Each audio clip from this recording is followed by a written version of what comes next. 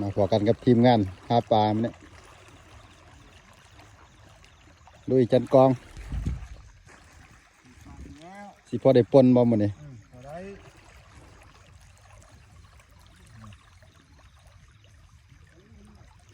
สอกอยู่หากินตามวิธี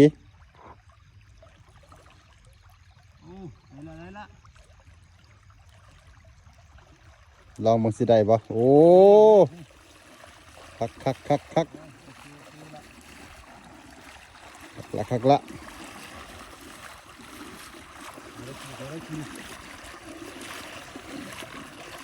สิได้ปนหรือสิได้แกงจักโต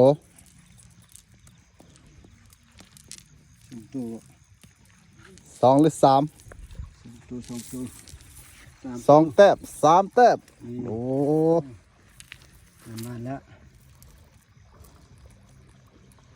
เจอกับทีมงานจานกอง